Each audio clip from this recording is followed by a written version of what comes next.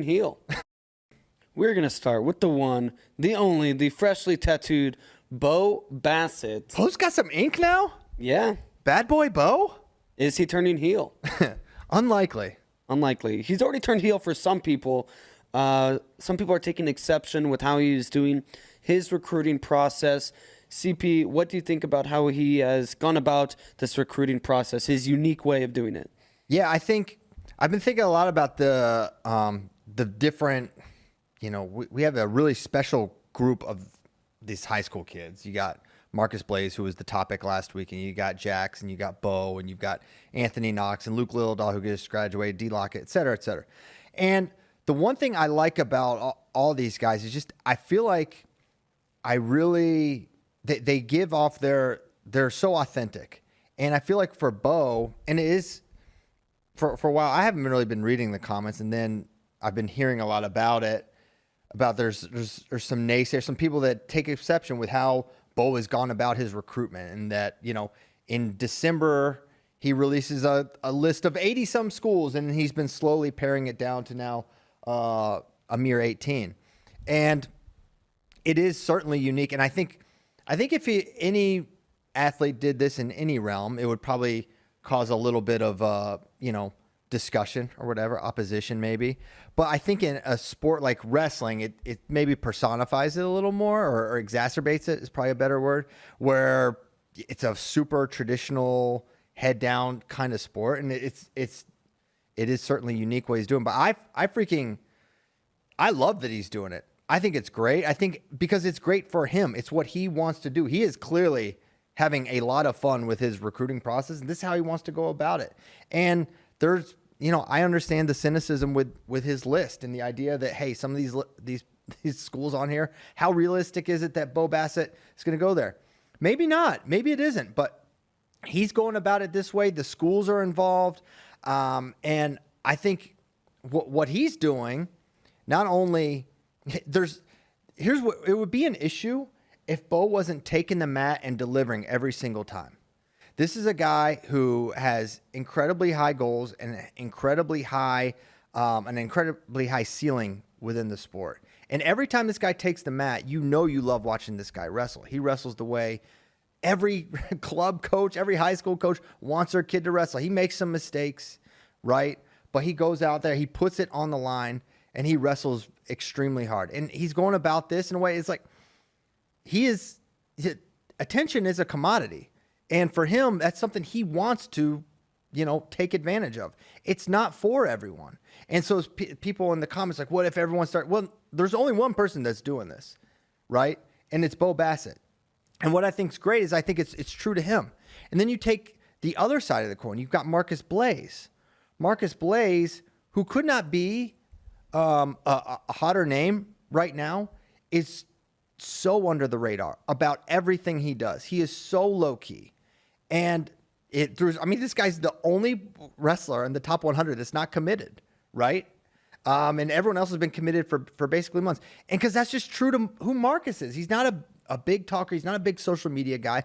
He's just about wrestling, right? And then you've got someone like Anthony Knox, who I would say, this guy's he's brash. He's cocky. He puts it out there. He says, hey, guys, I'm going to go to Super 32, and when I win Super 32, the toughest tournament in the country, I'm going to commit to this school. Would y'all follow me along and do that? That's him. That's Anthony. That's Marcus. That's Bo. They're just being themselves, and this is Bo Bassett, and there's nothing wrong with it. I mean, it's his parents, right? If the parents have an issue, if the coach has, that's for them to deal with. It's not your kid. I think he's doing a great thing. I don't think it's something that's going to be repeated. I think wrestling is better for Bo Bassett. I mean, think about the Knox Bassett deal. Just how cool. Knox steps into the bracket with Bo Bassett, says, I'm going to go down. I'm going to beat this guy. Talks a little trash, goes and he beats him. And then Bo says, I want to get that match back. And Anthony doesn't run from him. Anthony's like, all right, let's do it. And then Bo got him back. And I just think the way I just love this era of these high school kids. I think they're nothing but fun. I think they're going to be stars on the next level, and these guys bring it on the mat. And so I have no issue with what Bo's doing. I think it's great. He's ultimately going to make a great choice for the school. Answer this. who is possibly harmed in the Bo Bassett recruiting process and him going about it? Literally no one.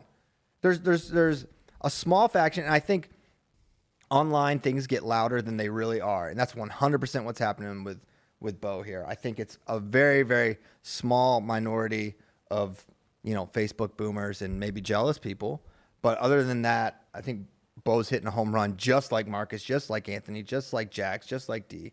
I love how they're all handling it because I think it's true to themselves. I think I've seen some people comment like, why are you guys giving attention to this? And we're like, well, or why are you giving more attention to this than you are to Marcus Blaze's recruiting process? And the short answer is, what? If we had a weekly recruiting update from Marcus Blaze, we'd be covering that too. But this is just what Bo Bassett does. Exactly. And so of course we're covering it. Like, he's the only one doing this. So I think we're not asking Marcus Blaze for recruiting updates. Like we are. He's just a low key guy. That's just how he handles it. Yeah. Right. One of the things that I think people are going to appreciate about Bo Bassett's recruiting process in hindsight, one is that kids get to see younger kids get to see what's happening in the home visits, and these coaches come through and the frequency. And like, even for me, that's a little bit eye-opening to think about this guy having 11 home visits in a 10-day window of time or whatever. Like, that's interesting. That's unique. And the thing I think that he's doing well in the home visit process is like, he's just celebrating that he gets to have these conversations and gets to meet these coaches, and he's not like pitting them against each other. And to be able to, engage in all these conversations with all these programs and then to maintain positive relationships there is going to benefit Bo in the long run. Yeah. Wherever he ends up going. And so, I don't know if like, at first, it feels like, oh man, you're giving him the axe, you're crossing him off the list. Is that going to cause some tension? It's like, I don't think so. I mean, ultimately he's going to go to one place and not go to the rest of them, just like everybody else. But he gets to, demonstrate like what it's like to have productive relationships with these people along the way. And yeah, for sure, that's true to him. Other thing is, it is hard to be consistent in content output. Like that's all of our jobs too. And we know, right? You gotta invest the time. You've gotta get it right.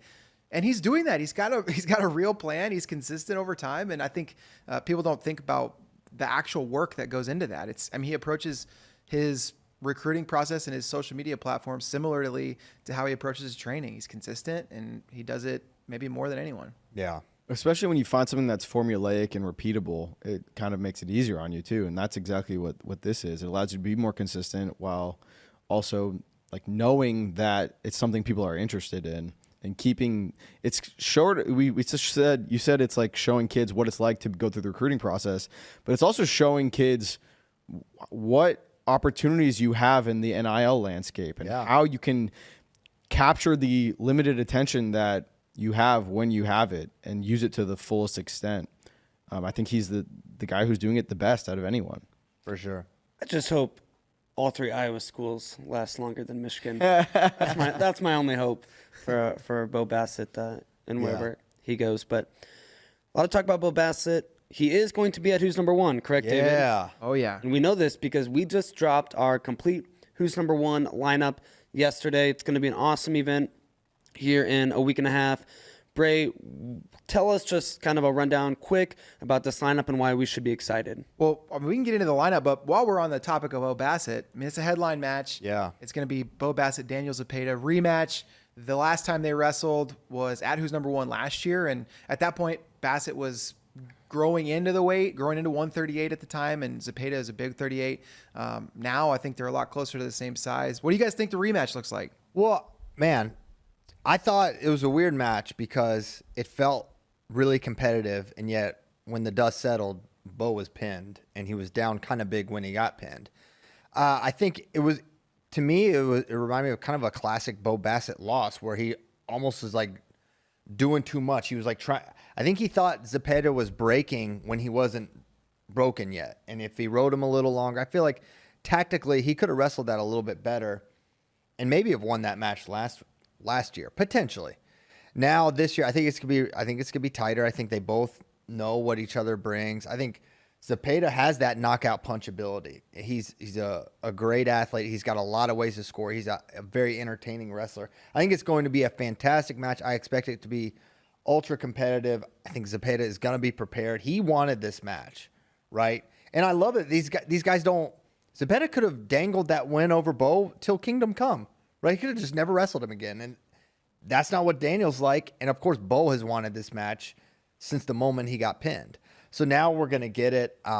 It was the match to make. It's the headliner to have, and I think it's going to be. There's not going to be any caution here. These are going to be two guys trying to score the entire time.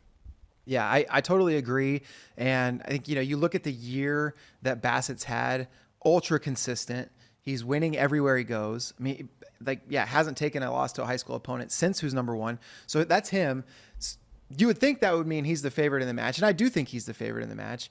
Zepeda, though, he's a gamer. He's one of those guys that I think wrestles his best when the most is on the line, which I love about him. And sometimes you hear some athletes talk about they have to put themselves in a position where something is on the line in order to perform at their best. And I think Zepeda's a little bit like that. You think about his Fargo final against Pearson Manville, or Fargo semifinal, against Pearson Manville. He lost to Manville at junior duels just a few weeks earlier, and then came back, knew he had to get that match in the semis to have a shot at this rematch, and he got it done. He gritted out some positions. And so I think this is going to be a fantastic match. Bassett's going to make the pace super high, and the question will be, does Zepeda keep up? I can't wait for it. I think Bassett's the favorite, but Zepeda is a guy that believes he can go with Bo, and I don't know that that's true about very many people that Bo wrestles. Well, you talked about how Zepeda could dangle that win over Bo's head and hasn't run from this. Not only has he not run from it, he's run to it, because after the Fargo finals, he went up to David, who was commentating the match, and said, "Me versus Bassett, make it happen." Not even realizing that we had already devised a plot to have Bo Bassett waiting around the corner for him with a golden ticket. And then I followed him back to his interview with USA Wrestling, and in that interview, he goes, "I want to wrestle Bo Bassett. He's gotten a lot better. I've gotten a lot better. I want to prove it. I want to prove I can beat him again." And then, he said all of that, not even knowing that that was kind of the plan that we already had. Yeah. So he wants it too. Yeah, I mean, you win a national title, and your first thought is, "I want to wrestle this guy." And you're not thinking about celebrating. You're thinking about, "All right, I got this win, so now I get to wrestle this guy that I've already beaten." That's pretty freaking cool. So yeah, great match. It's like the perfect headliner. It's going to be incredibly exciting. There's 0% chance this is a boring match. Yeah. It can't happen. Yeah. Yeah. And I mean, everybody in that area has a vested interest too, right? In Western PA and in Johnstown area, Bo Bassett's got a lot of fans, and the Bishop McCourt crew has people that are not fans. And so I think there are going to be people that are rooting really hard on both sides of the matchup, and it's going to be packed house. I think it's going to be the perfect headliner for this event. There's still tickets for sale, or is it sold out? There are a few tickets, that are still for sale. Well, get them while you can. Get them while you can. Another